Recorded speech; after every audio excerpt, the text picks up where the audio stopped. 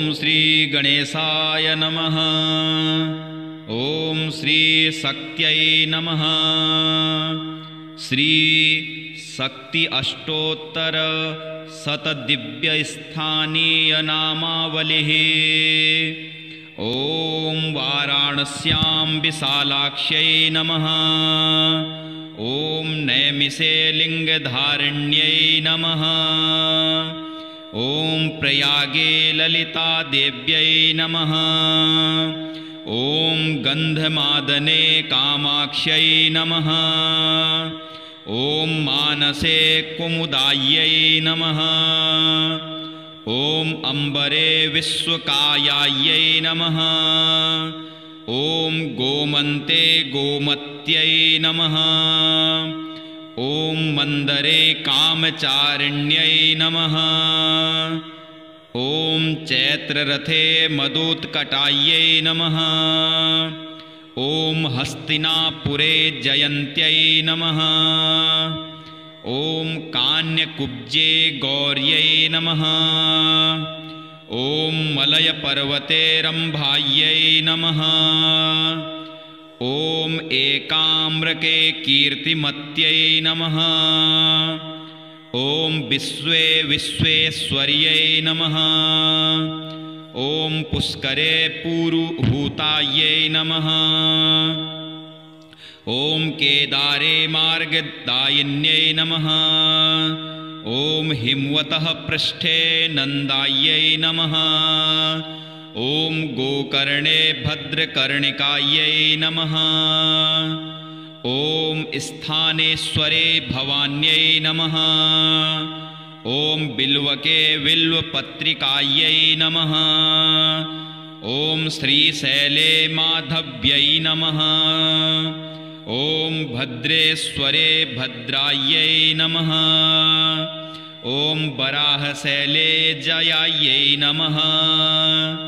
ॐ कमलालये कमलायै नमः। ॐ रुद्रकोट्यां रुद्राण्यै नमः। ॐ कालञ्जरे गिरौ काल्यै नमः। ॐ महालिङ्गे कपिलायै नमः। ॐ मर्कोटे मुकुटेश्वर्यै नमः। ॐ शालग्रामे महादेव्यै नमः। ॐ शिवलिङ्गे जलप्रियायै नमः। ॐ मायापुर्यां कुमार्यै नमः। ॐ सन्ताने ललितायै नमः। ॐ सहस्राक्षे उत्पलाक्ष्यै नमः। ॐ कमलाक्षे महोत्पलायै नमः। ॐ गङ्गायां मङ्गलायै नमः। ॐ पुरुषोत्तमे विमलायै नमः। ॐ विपासायाम् अमोघाक्ष्यै नमः। ॐ पुड्रवर्धने पाटलायै नमः। ॐ सुपार्श्वे नारायण्यै नमः। ॐ विकूटे भद्रसुन्दर्यै नमः। ॐ विपुले विपुलायै नमः। ॐ मलयाचले कल्याण्यै नमः। ॐ कोटितीर्थे कोटव्यै नमः। ॐ माधवे वने सुगन्धायै नमः। ॐ कुब्जाम्रके त्रिसन्धायै नमः। ॐ गङ्गातीरे रतिप्रियायै नमः। ॐ शिवकुण्डे सुनन्दायै नमः।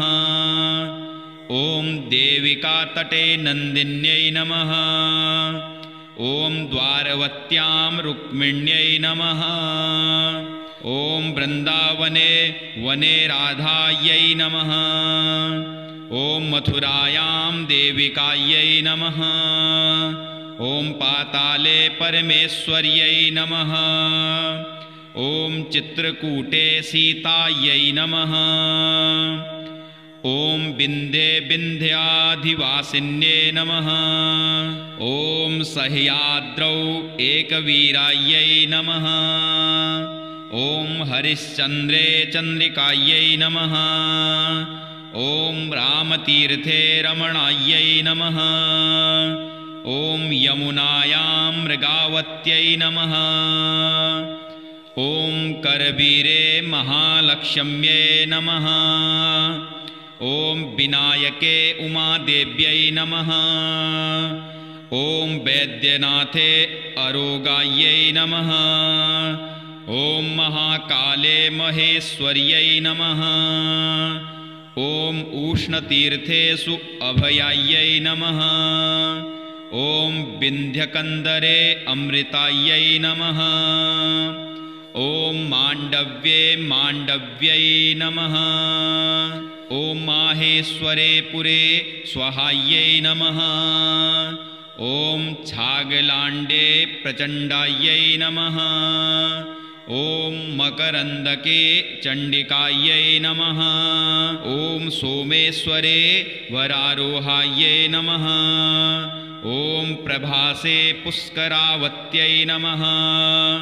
ॐ सरस्वत्यां पारावारतटे देवमात्रे नमः। ॐ महालये महाभागायै नमः। ॐ पयोष्ण्यां पिङ्गलेश्वर्यै नमः। ॐ कृतशौचे सिंहिकायै नमः। ॐ कार्तिकेये यशस्कर्यै नमः। ॐ उत्पलावर्तके लोलायै नमः। ॐ शोणसङ्गमे सुभद्रायै नमः। ॐ सिद्धपुरे मात्रे लक्ष्म्यै नमः। ॐ भरताश्रमे अङ्गनायै नमः। ॐ जालन्धरे विश्वमुख्यै नमः। ॐ किष्किन्धपर्वते तारायै नमः। ॐ देवदारुवने पुष्ट्यै नमः। ॐ काश्मीरमण्डले मेधायै नमः। ॐ हिमाद्रौ भीमादेव्यै नमः। ॐ विश्वेश्वरे पुष्ट्यै नमः। ॐ कपालमोचने शुद्ध्यै नमः। ॐ कायावरोहणे मात्रे नमः। ॐ शङ्खोद्धारे ध्वन्यै नमः। ॐ पिण्डारके धृत्यै नमः। ॐ चन्द्रभागायां कालायै नमः। ॐ अच्छोदे शिवकारण्ये नमः। ॐ वेणायाम् अमृतायै नमः। ॐ बदर्याम् उर्वश्यै नमः। ॐ उत्तरकुरौ औषध्यै नमः। ॐ कुशद्वीपे कुशोदकायै नमः। ॐ हेमकूटे मन्मथायै नमः। ॐ मुकुटे सत्यवादिन्यै नमः। ॐ अश्वत्थे वन्दनीयायै नमः। ॐ वैश्रवणालये निधये नमः। ॐ वेदवदने गायत्रे नमः। ॐ शिवसन्निधौ पार्वत्यै नमः। ॐ देवलोके इन्द्राण्ये नमः। ॐ ब्रह्मस्येषु सरस्वत्यै नमः। ॐ सूर्यबिम्बे प्रभायै नमः। ॐ मातॄणां वैष्णव्यै नमः। ॐ सतीनाम् अरुन्धत्यै नमः। ॐ रामासु तिलोत्तमायै नमः। ॐ सर्वशरीराणां चित्ते ब्रह्मकलानां शक्त्यै नमः। ॐ वाराणस्यां विशालाक्ष्यै नमः। ॐ नैमिषे लिङ्गधारिण्यै नमः। ॐ प्रयागे ललितादेव्यै नमः। ॐ गन्धमादने कामाक्ष्यै नमः। ॐ मानसे कुमुदायै नमः। ॐ अम्बरे विश्वकायायै नमः। ॐ गोमन्ते गोमत्यै नमः।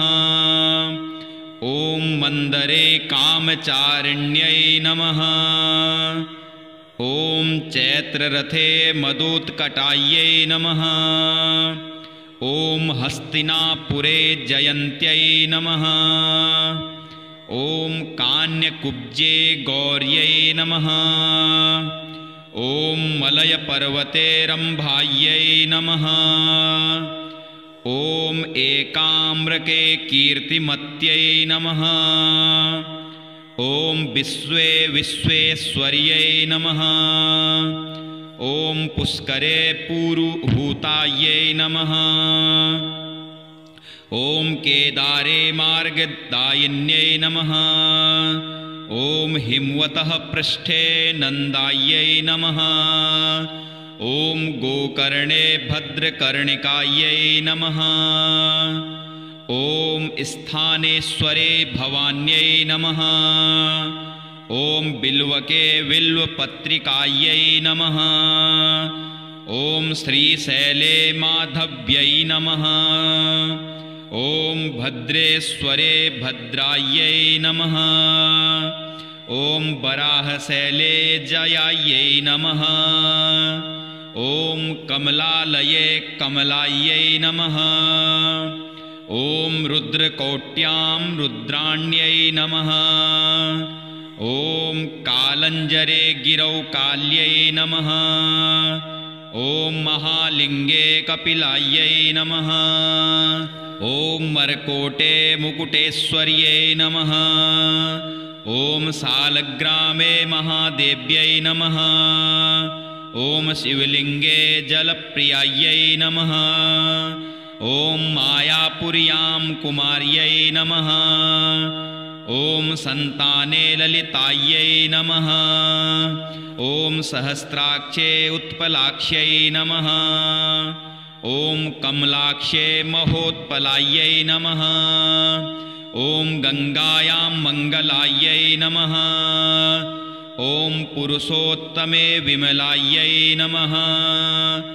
ॐ विपासायाम् अमोघाक्ष्यै नमः। ॐ पुड्रवर्धने पाटलायै नमः। ॐ सुपार्श्वे नारायण्यै नमः। ॐ विकूटे भद्रसुन्दर्यै नमः। ॐ विपुले विपुलायै नमः। ॐ मलयाचले कल्याण्यै नमः। ॐ कोटितीर्थे कोटव्यै नमः। ॐ माधवे वने सुगन्धायै नमः। ॐ कुब्जाम्रके त्रिसन्धायै नमः। ॐ गङ्गातीरे रतिप्रियायै नमः। ॐ शिवकुण्डे सुनन्दायै नमः। ॐ देविकातटे नन्दिन्यै नमः। ॐ द्वारवत्यां रुक्मिण्यै नमः।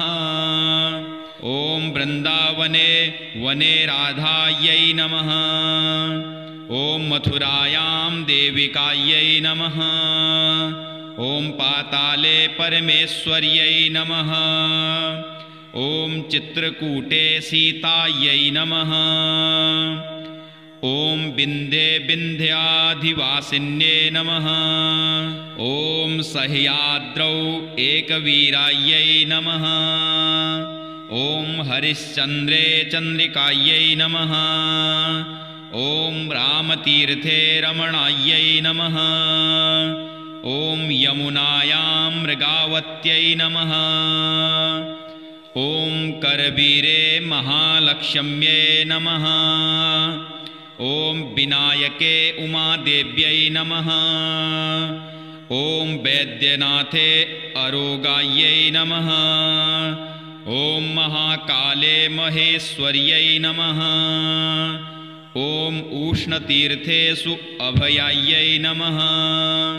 ॐ विन्ध्यकन्दरे अमृतायै नमः। ॐ माण्डव्ये माण्डव्यै नमः। ॐ माहेश्वरे पुरे स्वाहायै नमः। ॐ छागलाण्डे प्रचण्डायै नमः। ॐ मकरन्दके चण्डिकायै नमः। ॐ सोमेश्वरे वरारोहायै नमः। ॐ प्रभासे पुष्करावत्यै नमः। ॐ सरस्वत्यां पारावारतटे देवमात्रे नमः। ॐ महालये महाभागायै नमः। ॐ पयोष्ण्यां पिङ्गलेश्वर्यै नमः। ॐ कृतशौचे सिंहिकायै नमः। ॐ कार्तिकेये यशस्कर्यै नमः। ॐ उत्पलावर्तके लोलायै नमः। ॐ सोणसंगमे सुभद्रायै नमः। ॐ सिद्धपुरे मात्रे लक्ष्म्यै नमः। ॐ भरताश्रमे अङ्गनायै नमः। ॐ जालन्धरे विश्वमुख्यै नमः। ॐ किष्किन्धपर्वते तारायै नमः। ॐ देवदारुवने पुष्ट्यै नमः। ॐ काश्मीरमण्डले मेधायै नमः। ॐ हिमाद्रौ भीमादेव्यै नमः।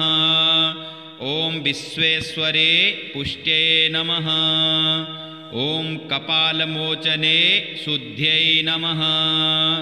ॐ कायावरोहणे मात्रे नमः। ॐ शङ्खोद्धारे ध्वन्यै नमः। ॐ पिण्डारके धृत्यै नमः। ॐ चन्द्रभागायां कालायै नमः।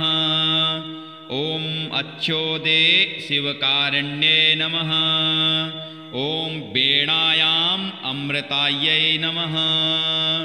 ॐ बदर्याम् उर्वश्यै नमः। ॐ उत्तरकुरौ औषध्यै नमः। ॐ कुशद्वीपे कुशोदकायै नमः। ॐ हेमकूटे मन्मथायै नमः। ॐ मुकुटे सत्यवादिन्यै नमः। ॐ अश्वत्थे वन्दनीयायै नमः। ॐ वैश्रवणालये निधये नमः। ॐ वेदवदने गायत्रे नमः। ॐ शिवसन्निधौ पार्वत्यै नमः। ॐ देवलोके इन्द्राण्ये नमः। ॐ ब्रह्मस्येषु सरस्वत्यै नमः। ॐ सूर्यबिम्बे प्रभायै नमः। ॐ मातॄणां वैष्णव्यै नमः। ॐ सतीनाम् अरुन्धत्यै नमः। ॐ रामासु तिलोत्तमायै नमः। ॐ सर्वशरीराणां चित्ते ब्रह्मकलानां शक्त्यै नमः। ॐ श्री शक्त्यै नमः। इति श्री मत्स्यमहापुराणे दिव्यस्थानीयनामावलिः